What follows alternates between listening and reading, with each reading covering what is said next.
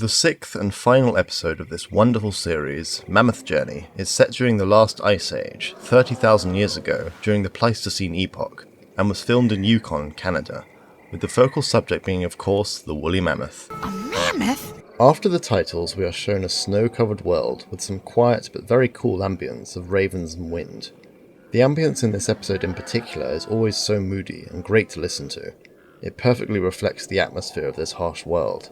The camera pans up from a set of footprints in the snow, a really cool practical effect to blend with the CGI animals that are responsible for making it in the distance. This episode looks so real, partly because all the animals within it became extinct so recently, so there's a lot of information about their appearances. This is the titular Ice Age mammal, the woolly mammoth, the most famous of all prehistoric animals besides the dinosaurs. First discovered in 1796, woolly mammoths lived from 300,000 years ago until about 10,000 years ago, ranging from the Middle Pleistocene to the Late Holocene, only becoming completely extinct as recently as 4,000 years ago, which is equivalent to 1650 BC, which made them contemporaries of ancient Egypt, which is absolutely fascinating. Art made by early humans also depicts this species, of course, and I find it really cool that people even coexisted with this creature, let alone recorded their sightings on cave walls. Due to their so recent extinction, many comparisons to that of modern elephants can be made in how it looked, sounded, and would have behaved. This is reflected within the show, and the mammoths behave and sound much the same as elephants, including a matriarchal system, which is a fair assumption. Their diet was made up of a lot of tundra grasses, which they grounded up with their enormous molar teeth. Woolly mammoths evolved from hairless elephants in Africa, which is remarkable given the long shaggy coats they sport and how different they look overall with smaller ears and shorter tails to help reduce heat loss, as well as a thick layer of fat under the skin. Some truly exquisite remains of woolly mammoths have been uncovered from the permafrost, including whole carcasses like the perfectly preserved Luba and Yucca, mummified mammoth calves found with so much of their physicality intact, including skin, hair, and even internal organs. All of this helps scientists paint a picture of how these animals would have been in life. One quite remarkable fact is that modern Asian elephants are actually more closely related to the woolly mammoth than they are to African elephants, which I find a bit mind-boggling. So that means that Asian elephants are the closest living relatives of mammoths.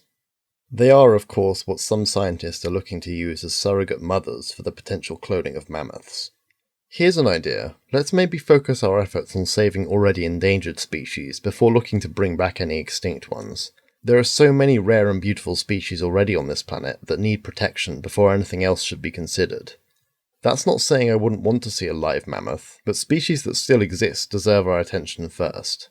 Okay, rant out the way, now back to the mammoth. Overall, this animal has a really good model which just looks real, and still holds up as being one of the best and most accurate models in the whole of walking with. Ice Age Giants perhaps only surpasses it as being the most realistic depiction of the species. Some great details can be noted on it as well. The addition of snow on the model makes everything look just a bit extra real, as it perfectly blends the CGI with the real-world landscapes. The shaggy hair they have also looks great, and due to their model, it never looks just like a hairy elephant, but its own species.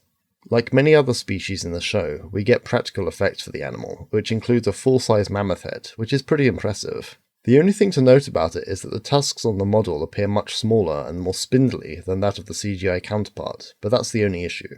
Another great detail is that the long shaggy hair molts and becomes shorter and more fuzzy in the summer, which is amazing. There is also a baby model, which only makes sense, as a shrunken version of the adult model wouldn't work in this situation, since baby elephants and mammoths look quite different to the adults. It is equally good as the adult model though, and looks like a young Asian elephant. The only slight issue with the mammoth model as a whole is that the males possess corkscrew-shaped tusks, which only the larger Columbian mammoth is known for having, which is ironically switched in Primeval. Prehistoric Park also suffers from this corkscrew woolly mammoth tusk issue. What a sentence. Prehistoric Park, of course, has its own woolly mammoth model, which appears practically identical to that of the Walking with Beasts one, including the male, female, and the young. Whether it actually is the same exact model is unclear. As the mammoths bellow, narration explains how the Ice Age came to be, with the orbit of the Earth moving it further from the Sun, a process known as the Milankovitch cycle. This last Ice Age before the modern day averaged a temperature similar to that of the Arctic of -9 to -4 degrees Celsius, with the warmest only reaching around 11 degrees, making it bitterly cold during the winter months. I think this episode is also the most beautifully shot of the whole series. This is one of many lovely shots. All animals are struggling to cope with these cold conditions, and the hazards of living in this environment are made especially clear when one of the mammoths collapses through the ice, falling into a pond. Even they can fall victim to this environment. The interaction between the snow and the CGI model is flawless, and the cracking sounds of the ice hammer home how perilous this is. She's stuck and can't get free. This young female has fallen through the ice and is trapped. But the herd moves on without concern. They have no social bonds. Such are the bonds between mammoths that the herd do not leave their stranded sister. Another behaviour similar to modern elephants is how the others remain by the fallen mammoth's side and comfort her while she is trapped in the ice, not abandoning her unlike those heartless Lystrosaurus. We get the first piece of music for the episode here, which is equally as good as the cinematography.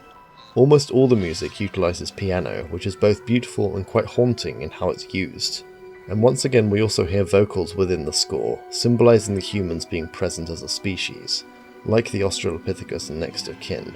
The sad tones help demonstrate the dire situation, and there's very little the herd can do. Later into the night, the rest of the herd are still beside their fallen herdmate, as her trumpets of distress echo through the next few shots, moving into the morning. Pretty powerful, and no narration required. Soon some hunters begin to gather around the stranded mammoth, species including a grey wolf, which is live acted, and even some humans, who cameo here. As long as they don't go and spear that mammoth to death, we'll be okay. It's cool to see more integration between extinct species like the mammoths and living extant species like the wolf and later on Saiga antelope and European bison. This makes the whole episode and the extinct creatures feel more grounded and real, which is also helped by the flawless CGI. Eventually the herd decides to move on, not wanting to risk becoming stranded in the snow, not to mention the young calf, which likely needs to be kept warm and well fed. Quite hastily they start to leave, abandoning the female trapped in the ice to her fate. It's distressing, but it's nature. The music then becomes a march to complement the Mammoth's journey. This track is pretty simple in its tune and instrumentation, but there are multiple versions that play throughout the episode, which build and change ever so slightly, and so adds variation. This, along with the Megalosaurus hunting music, is the most iconic music from the episode, and yet not a single piece of music from Mammoth Journey has ever been officially released, which is criminal, honestly. As said in the next time narration for this episode, at the end of Sabretooth, it was the toughest of times, and the music reflects this perfectly, with the fragility of surviving an ice age. The others march away into the coming dawn, against a beautiful violet sky, as the piano and vocals end the track with the titles appearing. That's a pretty powerful opening, and perfect for the final chapter of Walking with Beasts. Moving ahead to July, we are shown a vast open and treeless grassland full of megafauna, as the camera pans 360 degrees around to show the expanse of it all. What's cool about this is that you get to see every animal in sight, including some cameos of Megalosaurus, which get a proper reveal later. It's also a great way to see how much wilderness there is. It's pretty impressive just how many mammoths are rendered in the distance for this shot. Amazingly, as said in the subtitles, this is the North Sea, which was dry land during the last ice age due to the lower sea levels, which is another fascinating bit of geographic history. You can also hear a lot of bird calls as the mammoth's trumpets join them. The narration starts out by stating the herd's matriarchy, their group population, and by explaining how the young calf has yet to experience how bad a winter can be in this climate, foreshadowing for later in the year. We then get some excellent use of a mammoth trunk practical effect, picking up grass, and it does look just like an elephant in its dexterity and movements. Awesome job, crawly creatures. Coming straight towards the camera, now positioned on the ground, comes a bison, live acted by the European species, which looks to be shot from an entirely different documentary, but with the CGI mammoth placed in the background, rather convincingly. This next shot has a clever use of a real-life clip of a herd of bison running with a CGI mammoth added in chasing them, and a couple more behind. Good composition. Meanwhile, narration explains how both the bison and the mammoth's long thick hair is ideal for battling the cold climate, whilst we also then see a completely stock video of Saiga antelope. The Saiga have their characteristic and goofy large noses, which help them warm the air they breathe. Both the Saiga and bison are Ice Age survivors, still alive today. The Saiga evolved in the late Pleistocene, around 1 million years ago, and is now sadly critically endangered, only surviving in a few countries such as Russia and Kazakhstan. The European bison has fared a lot better, also coming from the late Pleistocene. Stepping out into shot from behind a mammoth in the foreground come a group of bipedal apes, humans.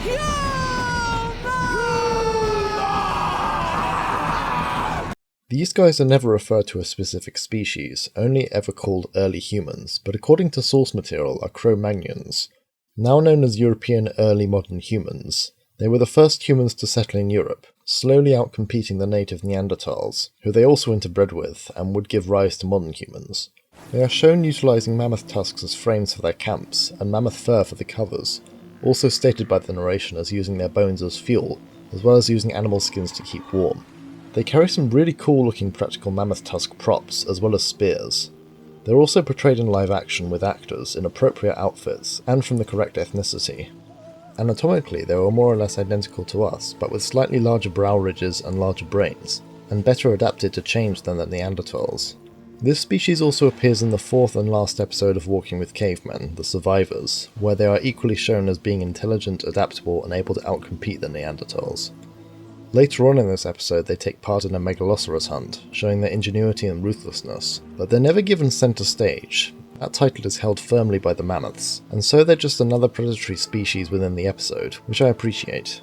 It would have been so easy to have them feature more prominently.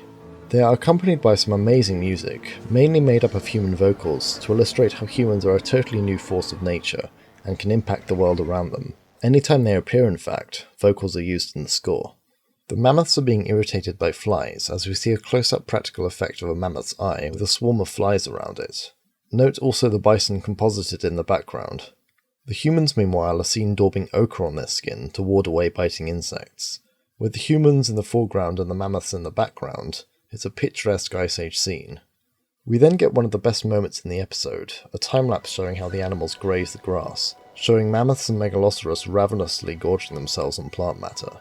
This again just feels like a scene from a typical nature documentary showing modern animals. It's also accompanied by some lighter piano music. Excellent cinematography all round. With the warmer weather comes the prospect of mating, and a bold and testosterone-driven bull mammoth tries his luck at this, chasing down females alongside some fast-paced piano and brass, acting as percussion. After many unsuccessful attempts at this through the day, towards the evening the male finally has success, with the crescendo ending the music in triumph. Another beautiful shot. This shot, however, quickly transitions into the icy grip of autumn as the piano fades away. There is still some grass visible above the snow, allowing the mammoths to remain on the plains longer than most other animals. Again, I can't stress enough how brilliantly this episode is shot. The human shelters are left naked and abandoned, as they have headed south, so only the tusks of the mammoth frames remain, as silent structures showing through the snow. Another great aspect of this episode is the ambience, particularly the wind, which really helps sell how cold it is. We should huddle together for warmth. The solo piano starts up again with some flutes, as the mammoths still scrounge around for any remaining grass to feed on before they too head south. I like the detail of one of them scraping the snow away with its tusks to get plants underneath. We are shown some more lovely shots of the ice fields as the narration explains how this is the coldest ice age yet, foreshadowing how dangerous it is to live in this environment. With the piano again fading as the vocals come back in ready to begin the mammoth march, the narration ends the scene with saying, The matriarch decides it is time to head off towards the less exposed valleys of the Alps. With that, the mammoths follow the leader as they start to head south, with the Mammoth Journey's iconic music playing for them, each note coinciding with their colossal footfalls.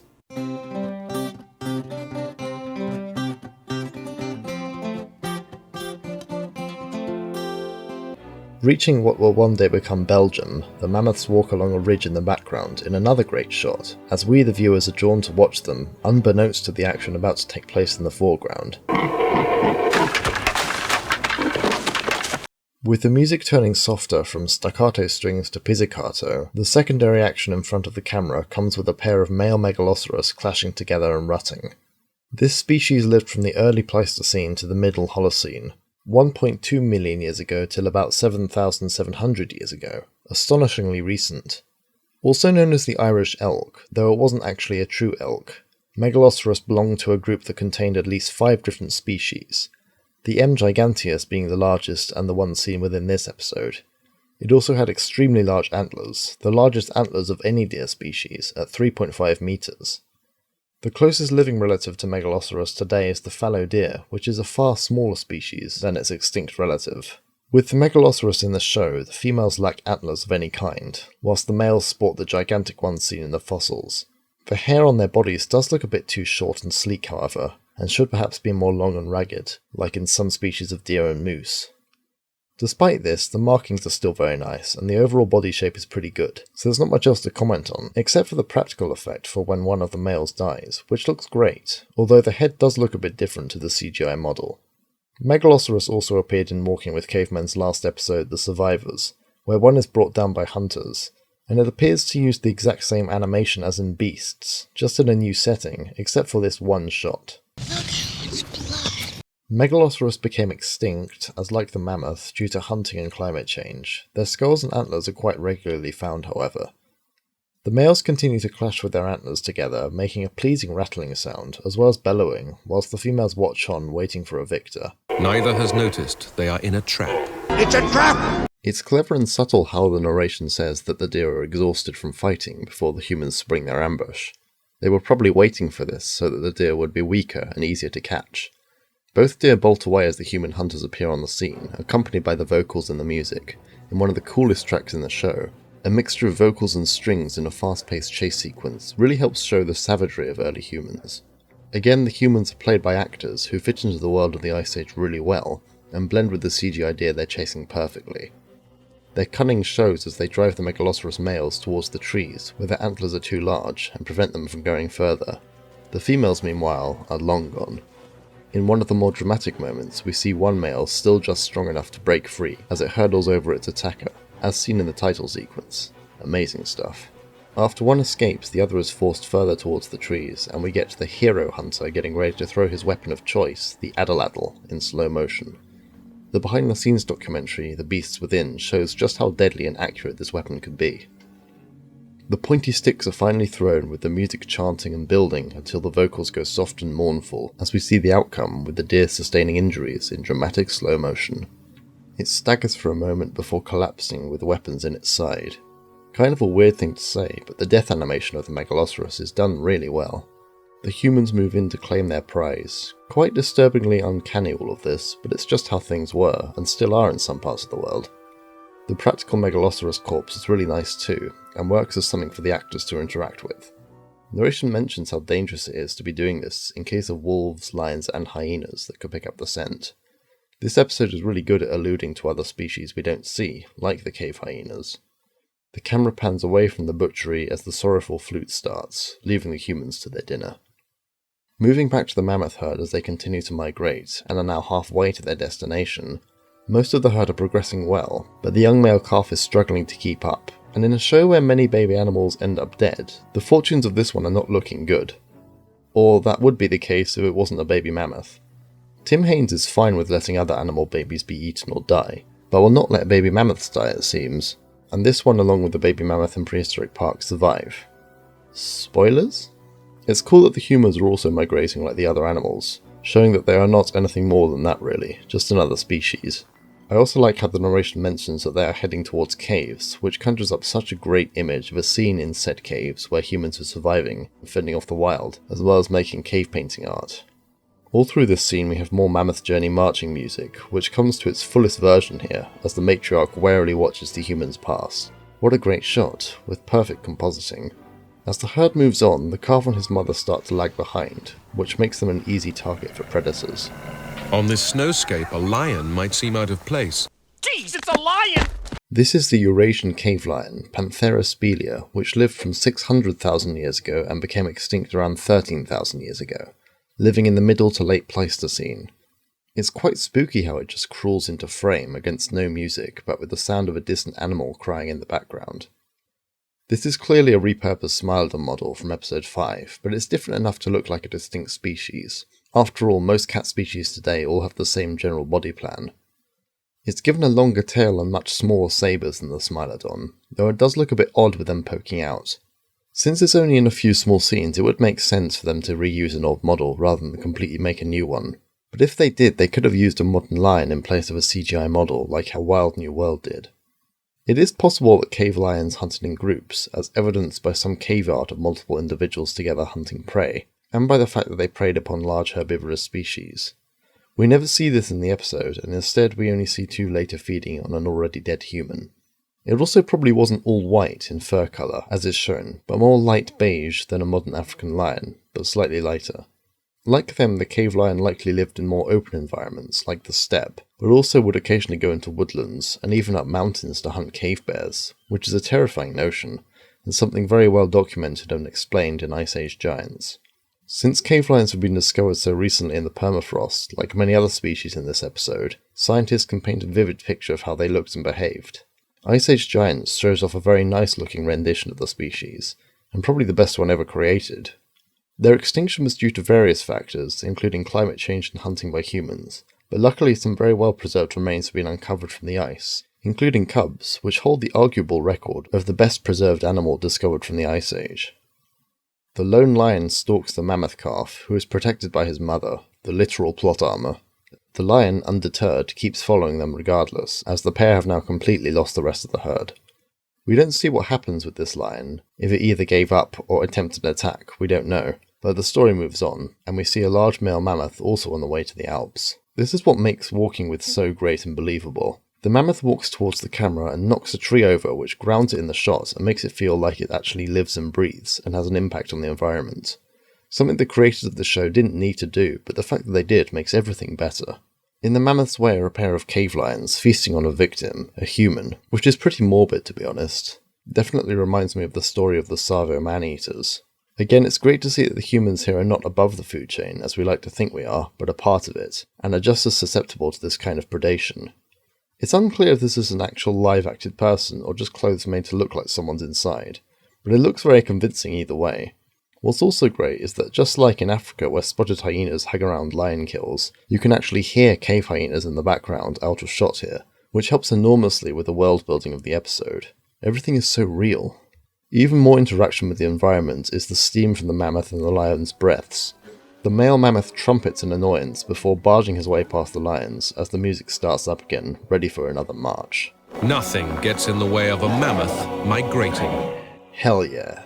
That music gets me every time, and with those amazing visuals it's always a joy to experience. Many mammoths move majestically. I love the way they make footprints and kick up snow with every step. The detail's phenomenal in this episode. Now that is an impressive shot. Think of how many CGI models are rendered there, that's crazy. It's this kind of shot which makes Walking With the best set of paleodocs ever made. Nothing except the possible exception of Prehistoric Planet and Ice Age Giants can compare with it. With the music blaring and those stunning shots, how can you even tell that this was made on the computer? It is real. I really like this shot as well. The view of looking up at the mammoths from down the hill suggests something is watching them. The herd nears the Alsace region of France, as one of the mammoths foolishly kicks some rocks out of the way, almost hitting the camera. What beautiful landscapes. You simply can't compare with these shots. Yes, they're not high definition necessarily. They don't need to be. Something doesn't have to be HD to be enjoyable. I just love how as the mammoths continue their journey, more species are introduced when they arrive in certain areas of Europe, showcasing the diversity of life back in the Pleistocene. First the Megaloceros, then the cave lion, and now the Neanderthal, with another species on the way. We are introduced to our second hominid species here of the episode, Homo neanderthalensis, the Neanderthal, named after the Neander Valley in Germany, where they were first found in 1856.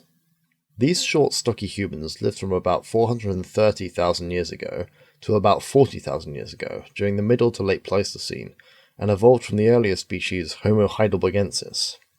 They were a smaller and more robust species than we are, adapted well for the Ice Age environments they lived in. Their only real threat was change. For the cold they had evolved large noses to warm the air they breathed, much like the Saiga antelope. They also had shorter limbs to help reduce heat loss, like the mammoth's short ears and tails.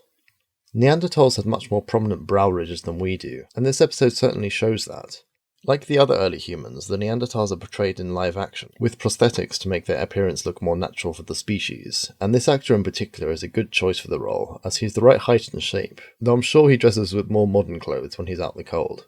I'd say that this appearance is probably as accurate as anyone could ever make without having the species to direct a scene in.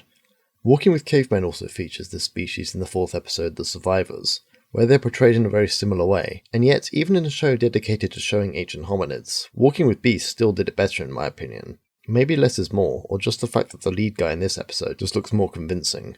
There is quite a lot of evidence of inbreeding between Neanderthals and other humans, which is one of the factors that led to their ultimate extinction, with the gene pool diminishing and ultimately being absorbed into Homo sapiens.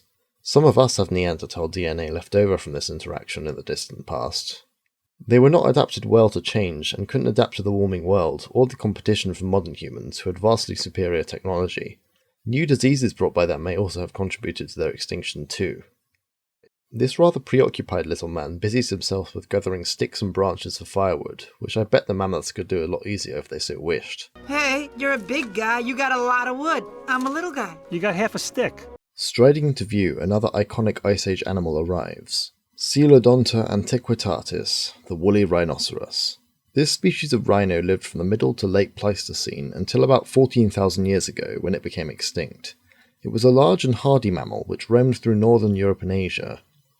Alongside the woolly mammoth, the woolly rhino is one of the more well-known species of the Ice Age, and its appearance and name alone would make that point clear enough. After all, just like how a hairy elephant would be strange to see, a hairy rhino would be just as unusual, and yet that is something that still exists. The now critically endangered Sumatran rhinoceros is the closest living relative to the woolly rhinoceros, and you can definitely see the family resemblance. Unfortunately, this species is extremely rare, with the current global population as few as 34 to 47 individuals, making it as rare as the Javan rhinoceros, which now sadly has similar population figures. If we're not careful, these two beautiful species will go the same way as their woolly cousin, which brings me back to that. The woolly rhino in the show is a pretty decent and accurate representation of the animal, with a good CGI model, which is flawless honestly, and a practical head puppet, which doesn't really match up with the CGI model all too well, but still looks great on its own merit. Some nice little details include the ear twitching, as like with the Brontotheres in Whale Killer, and the way it moves looks very lifelike and similar to modern rhinos today.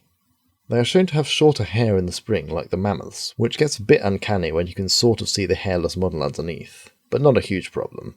They also had wide, square lips like the white rhinoceros, unlike all the other four species today which have hook lips for browsing. Square lips are better designed for grazing, and just like how white rhinos graze the grass of Africa, woolly rhinos did the same in northern Eurasia. The show also says that they are short-sighted, which matches what we know with modern species, which can have difficulty spotting a motionless person from a distance of 30 meters, so mainly rely on their far superior sense of smell, something the episode also picks up on. The documentary Ice Age Giants also features the woolly rhino, which has an equally good design, although I prefer the more humped version in Walking with Beasts. Again, cave art is known to depict this creature, which is brilliant. Just like so many extinct species from this time period, they are recorded in the rocks, both in fossils and remains, and in art. Detailed remains exist of this species, including whole carcasses, some even with a fur still attached, and quite a few calves. The rhino's extinction came about due to the warming of the climate, and small amounts of hunting from humans, though this was less of a risk, as smaller herbivores would of course make easier prey. It's a real shame that this species, like the mammoth and so many other wonderful types of megafauna, don't exist today, but at least we still have their remains and can study them. This is also the last species to be introduced to us in the episode, and Walking with Beasts as a whole. As the rhino forages, the Neanderthal continues what he's doing, obliviously. This poor man is so deeply invested in collecting wood that he doesn't even notice the megafauna until it's too late. The sheer terror of the way that he whips around to spot the rhino after hearing its grunt is very nicely done. The amount of panic going through his mind right now must be a lot. Just try and imagine how you would react if put in that situation. He freezes in place and watches the rhino intently, and although it's not much, the acting is superb and really conveys the terror of the situation. Definitely a flight response. All of this sadly is too little too late, as the rhino detects the hapless human. You should have ran while you had the chance. The rhino has picked up the scent. With that chilling statement from Kenneth, and the terrifying instrumentation of the music starting, the Neanderthal drops and forgets the firewood he was so diligently collecting in dramatic slow motion to flee, with the rhino in hot pursuit. This one shot from the rhino's perspective as it's charging is quite something. I assume they had the head puppet on some kind of dolly rig to be able to move it that fast.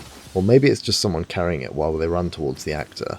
We then get another side shot of the puppet moving forwards, with some very convincing motion to it as it bobs up and down as if it's actually a real rhino. This shot is absolutely iconic. As seen in the title sequence, this slow motion escape of the Neanderthal looks desperate as he fails to outrun the charging rhino, and his turn to look back behind him at the unstoppable power of the rhino really gets me. It's superbly acted and scary at the same time, with his worst fears realised, like, yep, it's still after you. That must have been a sight from his perspective. Amazing cinematography and sequence, as the rhino only gets closer and closer until...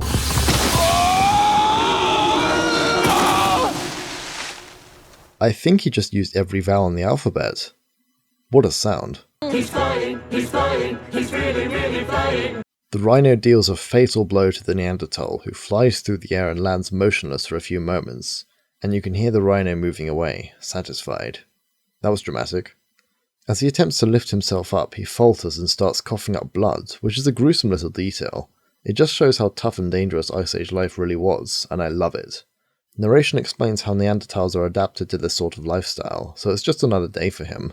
The rhino, meanwhile, stomps back into the background, as if trying to steal the scene, but it cuts to a closer shot of the Neanderthal fighting through what is obviously quite a painful experience, which is another great bit of acting, as the vocals get brought back in to elevate the drama.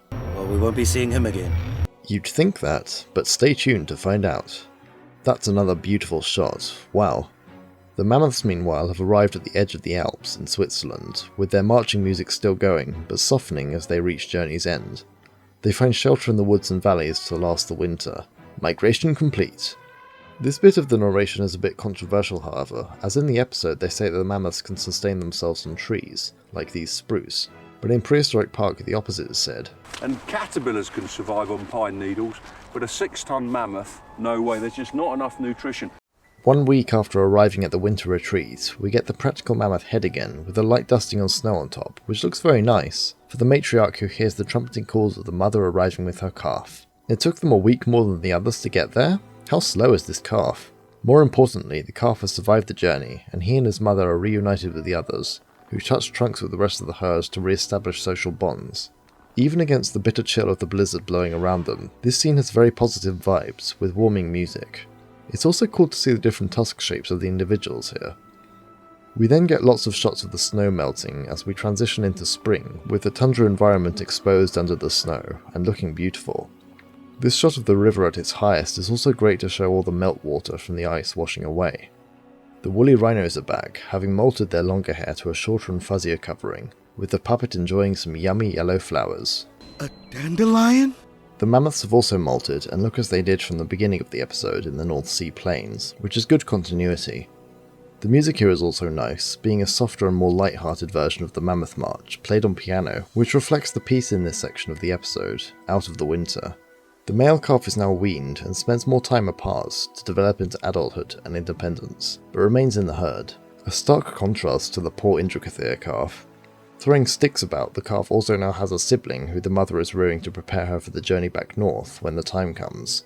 Not only do the mammoth babies not die, but instead multiply. It's a little female. We now get the last scene featuring the rhinos, as they display territorial behaviour by scraping their horns on the ground and grunting aggressively, apparently. With this side view of them with shorter hair, however, you can really see the legs clipping through the body, which is unsettling, and possibly the only bad shot of the episode. Eventually one rhino is put off by the obviously superior horn scraping skills of the other and runs away, followed by the victor, who seems adamant on catching up. Like, how far are you planning to go? He isn't an oblivious Neanderthal you need to chase. Another lovely shot. You can also hear hyenas here more subtly this time. The minor details of the mammoths making splashes in the water here, it's so good. Here we get probably the best look at the practical mammoth head, which looks gorgeous in the sunlight. Unfortunately, it's being plagued by some whiny little biting insects. This scene harkens back to the sequence in Spirits of the Ice Forest from Walking with Dinosaurs with the Mutabarosaurus, and a similar problem. For the mammoths, however, they have a solution. Mud, mud, glorious mud. Nothing quite like it for cooling the blood. Lots of animals do this in the wild and in captivity to cool down, and to keep biting insects at bay. The compositing is pretty good, with what seems to be actual mud coming out of the CGI mammoth in this shot. They're also showing it coming out of the tip of a practical trunk, likely with a hose on the inside. No, why would you ruin such a beautiful prop by covering it in mud? Granted, it's probably not actual mud, and I hope it washes off. I guess the practical effect was designed to be used by that anyway, but still. It's also very clever, this shot, because obviously the trunk is not actually in use to cover the face in mud, but someone is probably off camera throwing a bucket of the stuff at it. We as the audience just assume it's the mammoth doing it. Genius. This shot is also mirrored after the next shot, possibly the only bit of reused footage in the episode as well. Or maybe mammoths just do this for the fun of it. The male calf cheekily sprays mud directly into the camera lens, breaking the fourth wall. Don't you know how expensive this equipment is? Well, at least it didn't crack the lens like that damn Australopithecus. After this scene, the final act of the episode begins, with unsettling piano starting to build tension, but it soon fades into the Mammoth March, but a new version we haven't heard before, which adds intrigue. Now, how come there's no reflection on the mammoth in this stream? It could just be the lighting, but it looks a bit off to me. You can also hear wolves howling in the background here. This is a spectacular shot, another in the list of beauty from this episode. The panoramic view we get of the distant background of mountains before showing the mammoths heading straight towards the camera is stunning. I think this might just be the best shot of the episode, honestly. I like also how you can see how the background matches continuity with previous scenes, like the mud spraying. It all blends in so well. Just when you thought the shots couldn't get any better, you get this as well? Wow, look at them all in the mist. That is fantastic. In case you hadn't noticed, I love how this episode looks. Like autumn in reverse, the great mammoth caravans form once more as it's time to head north. That was pure poetry. As the mammoth marching music continues, the herd moves back into more dangerous terrain with some brilliant looking cliff faces. Oh, and look at the shadows they're casting. It's too good. This is the same area from where the one kicked the rock past the camera earlier, and as shown before, you know who lives here.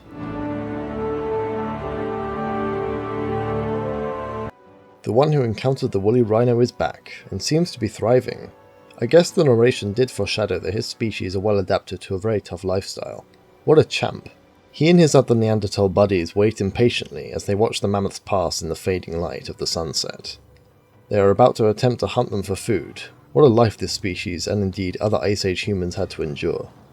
As evening draws near, the sky is lit up in a dazzling violet, which looks incredible, with the mammoths still walking on, oblivious to the approaching danger. The music takes on a more tribal stance here, like in the titles, with added percussion and human vocal chanting for the Neanderthals to begin their hunt. The classic Mammoth March is also included here to marry up the tracks and make a dramatic action version, which I love. It's now time for the Neanderthals to unleash their secret weapon. Fire. Now switching to a form of night vision, the Neanderthals use the edge of the cliff and the darkness to their advantage and drive the mammoths off it with their fire torches. Clever little apes. I'm not sure why, but some of the sounds made by the Neanderthal hunters here are very out of place. Very high-pitched and kinda strange if you ask me. I like how in this shot a couple of mammoths are just walking on like nothing is happening. The others meanwhile are tussling with the hominids. They're clearly very panicked as they run back and forth from the fire, not taking into account the perilous drop before them. The practical head makes another appearance in a brief shot here. An old rhino chase guy battles with a mammoth, who makes the title sequence motion, only with the Neanderthal in front for this shot as he gets knocked over. This guy can't catch a break. One Neanderthal appears to be flattened here, another practical head shows up, and... No! Get back up, you're slipping! The brass notes are brought in towards the end here for dramatic effect, as the mammoths get pushed near the edge. One mammoth fails to hold on and falls off the cliff in a very strange but shocking motion. It's so horrific and tragic, yet somehow also very comedic. I'm getting very mixed emotions here. Very soon after, a second mammoth also succumbs to the same fate. Serves you right for walking so close to the edge of the cliff. The shot then lingers on the Neanderthals watching from above as the music fades away. That was quite tense. Now there is a difference between the mammoth hunting and walking with beasts and walking with cavemen. Beasts opted for the more traditional idea of Neanderthals pushing mammoths off a cliff using scare tactics, which was long held as the way it was done, thanks to various bones found at the bases of tall escarpments. Sites like Lacotte in Jersey and the Channel Islands were evidence of this. Lots of animal bones and teeth were found at the site piled neatly, suggesting some kind of planning, and certainly human intervention. The theory was that large herbivores such as rhinos and mammoths were herded here and then forced off to their deaths. This idea was later reinterpreted as the other way round, with the hunters on top, dropping large rocks and stones onto their prey, which is what Walking with Cavemen chose to show. It's a good little sequence, and almost feels like an extension of Mammoth Journey, albeit in the Neanderthals' favour instead of the mammoths. It just so happens that these professional killers were around when the giant mammals started to disappear. Coincidence? I think not! The Neanderthals then descend the cliff to claim their prizes.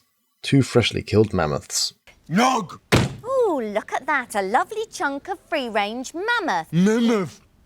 One of the mammoths is still alive. Not for long, however, as the Neanderthals force their spears into it, which finishes it off, dropping its head to lie motionless. That was quite dark. Oh, and who was doing that? Rhino Chase Guy, of course. Probably as revenge for all the megafauna mishaps he's had to endure in this episode. Like when the humans hunted the Megalosaurus, the Neanderthals will have to be quick to take what they need before other predators move in. This takes a while seeing how large the mammoths are, and they're still there at dawn, carefully harvesting the meat. Again, you can hear more cave hyena sounds somewhere nearby, and whilst they're never directly shown, only mentioned once in the narration, they are definitely about, and it's really cool how the show does this with a bit of simple sound design. This episode is very good at alluding to species you don't see, which only furthers the expansion to this very real world. Here we also see the practical mammoth head for the final time, merging into the body of the dead carcass on the left, whilst the one on the right is fully CGI. The actors working around these props fit in well, and narration explains how Neanderthals as a species are not long for this world. A bittersweet note to end on as we move back to our mammoth herd, now returning to the northern plains. The plot armor serves the baby mammoths well, as they are both still alive, but of course 2 of the adults died in the Neanderthal attack, including the matriarch, which must have been a devastating blow for the others. It is now her sister that leads the herd into the future. All in all, the mammoth herd have fared well despite their losses. It's a very interesting note to end the mammoth story on, being both relieving that most survive, but also tragic knowing that the species will eventually become extinct. As said in the narration, the grassy plains they depend upon will disappear. At least we still have this final lovely shot of the herd moving past a small human camp. The humans have been largely absent from this episode, and they return at the end to pick up the story, which is a nice touch. The humans have a different future ahead of them. That's one way of saying it, but I love all this narration. We see one of the humans carving a small mammoth figurine out of ivory, likely a mammoth tusk. Narration also explains that the humans have the ability to shape the world around them, for better or worse, as this carving is literally being shaped before our eyes. Now that is well done. One day, they'll look back on all this. This line is telling for how paleontologists and archaeologists alike uncover the secrets of the past, from us today looking back at what our ancestors encountered and created. Very poetic, honestly. Suddenly the screen flashes white, with the mammoth ivory carving in the centre transitioning into the same object, now darkened over time due to the age of the thing, sitting in a display case in a museum. It's quite beautifully done. The mammoth's trumpet echoes hauntingly through into the present at the same time, as if calling back to the time when they still roamed the earth.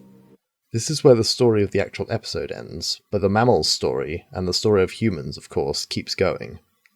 We are now inside the Oxford Museum of Natural History, which would go on to feature in numerous other documentaries, including Dragons of Fantasy Made Real in 2004, and the first episode of Prehistoric Park in 2006. It also reappears during the title sequence of both series of Prehistoric Planet, so this is the go-to museum for paleodocs, it seems. Aside from being a fantastic and beautiful natural history museum, it also still to this day contains various props from Walking with Dinosaurs, including the practical T-Rex head puppet, alongside the skeleton which features in all the programs, the Cryptoclydus and Liopleurodon head puppets, mini Ophthalmosaurus and Liopleurodon models, the Tapejara and Ornithocheirus head puppets, and the Rhamphorhynchus model, as well as the 2001 Lost World Iguanodon puppet. On top of all these amazing items, there is also a mammoth figurine carved from ivory which looks almost identical to the one seen in the episode, which I wasn't expecting to find when I visited. As the camera moves slowly away from the mammoth carving, we see a lot of mammal skeletons, including some familiar faces from the series. Narration explains how museums are now the best way to study the world of prehistory and celebrate the natural world, with the Oxford Museum being a perfect choice to end it on. Just as cool as the London Natural History Museum in my opinion, and definitely worth a visit, even just to see the Walking with Dinosaurs props. The narration here is absolutely iconic, with the line, "And if all this has taught us anything, it's this. No species lasts forever." We are shown a giant life-size mammoth reconstruction, standing in the centre of the museum, which for many years when I was younger used to think was an actual piece of taxidermy. This model stood here for years, but was sadly removed for reasons I don't know, but it looks great in this shot, and appears to resemble the Walking with one very closely. It might even be the actual head puppet from the show, but I'm not sure, and since it's not there anymore, I can't verify this. The camera then pans up and around the mammoth, revealing also an Australopithecus puppet from the show on a pedestal, with people doing this to it. This model is also not there anymore. The music quickens and becomes very similar to the Megalosaurus hunt theme as we dissolve through the ceiling of the museum to be taken out onto the roof, with the tiny detail of birds flying away too, as a super zoom out occurs, quickly panning out of the country, out of the continent, through the clouds, to reveal the entire planet and the expanse of humans now dominating it, until we are left looking back at the Earth, our fragile world, with the choir heightening as the credits start to roll, alongside the Walking with Beasts theme. Yikey crikey, that was phenomenal. What a way to end the series, showcasing the global population of humans everywhere. Not a great sight, I grant you, though I do really love the way it's done, even with the inclusion of the satellite casting past the shot before the end credits. You really couldn't ask for a better ending. Thus concludes Walking with Beasts. It's done! Walking with Beasts is a fantastic attempt at showcasing the Cenozoic era in all its glory. And though it does fall short in some areas by not showing every region, time period or evolutionary dynasty, it excels in everything else, and it's still the best Cenozoic-centered documentary out there. If a series of Prehistoric Planet came out set in this era with modern scientific depictions and CGI, I think it might succeed at being the best, but for me, Walking with Beasts is still my favourite. The whole team behind Walking with Dinosaurs outrival everyone else in this genre of TV. Both Crawly Creatures and Framestore, together with Impossible Pictures, make some of the best television imaginable. This video has also come out after the passing of CGI animator Mike Milne, who was one of the key members of the crew who helped bring Walking with Dinosaurs to life, as well as working on so many other projects including other Walking Withs, Dragons and Primeval. He will be missed, and his legacy lives on with the new Walking with Dinosaurs coming out next year. Just to finish off talking about Walking with Beasts now, here's how I'd rate the episodes. By far the weakest due to its slightly dodgy effects and lack of many prehistoric animals featured. Next of Kin still tells a good story, but feels distant from the others. The least good one, if there was such a thing. Land of Giants is an odd one, as it does show some very nice scenery and shots, being a slower paced episode, but I do get a bit tired of it when watching it and feels like it drags out a bit too long. The creatures are cool, but I think there's not enough variety. After those last two, my top 4 are all pretty close. Whale Killer is like the cruel sea of beasts, and whilst it is really cool to see an aquatic environment, it does perhaps feature too many scenes with whales, but I do like it a lot. It has some very strong sequences, and the animations are really good. Sabretooth is very strong and interesting, having some great scenes and great species in it with a captivating story. Some of the accuracy lets it down, but otherwise I think everyone will agree that it deserves a very high spot. I mean, the Megatherium one would threaten me if I put it any lower. If it wasn't for New Dawn, I'd put Mammoth Journey at the top because of how well photographed it is and how perfectly the episode deals with its subjects and the ending. The whole message at the end is absolutely superb, and it's the best depiction of mammoths to this day, and I wish there was a whole series dedicated to this time frame, honestly. New Dawn has always been my favourite because of how weird the life is during the Eocene. It gives off almost alien-like vibes with the environment, and shows so many creatures that no one has ever heard of. I love weird animals anyway, and of course the Gastornis is now known to be herbivorous, but any scene with it being a mean carnivore are just very fun to watch. I simply think this episode is fantastic. They're all amazing episodes, some better than others, but what also makes this such a great documentary are the two making-ofs that go alongside it. Triumph of the Beasts, which tells the story of the rise of mammals after the dinosaurs, and The Beasts Within, which tells the story of human evolution. Somehow better and more engaging than anything from Walking with Cavemen. Oi! With those making-ofs came various other officially released items, as well as unofficially released. A tie-in book came out which goes in depth about all the species in the show and more, as well as an annual for 2002, which was always one of my favourite books to read through, and included some great size charts of some of the creatures. Other books included a 3D book, complete with groovy glasses, a sticker book, and a photo journal. There was even a video game called Operation Salvage, which I have played to little success, and charged the player with documenting the creatures from the show, represented as little sprites who would occasionally attack your rover thingy, whatever that thing is. A select few of the tracks in the soundtrack were released on an audio CD, alongside music from both Walking with Dinosaurs and The Ballad of Big Al, for some reason. Other media included 3D cards from Kellogg's, and 4 paper models, which could move when operated, as well as a fully functional board game.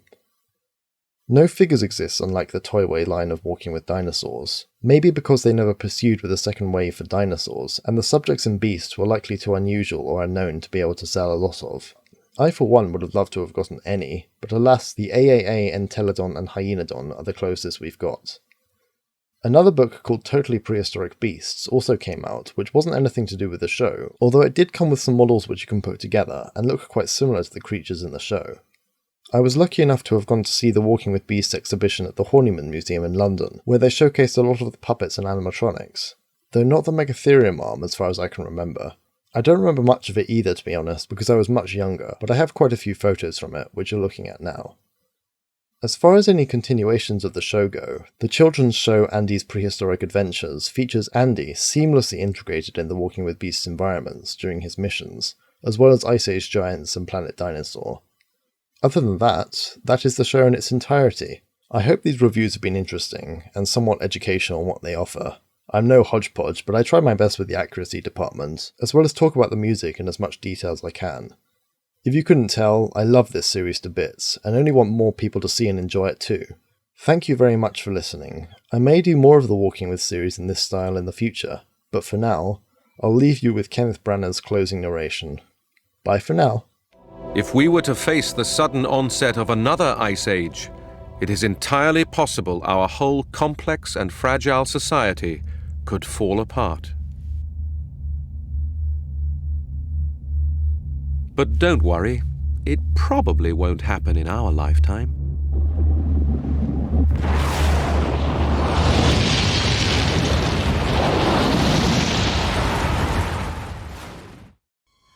You give me a fright there.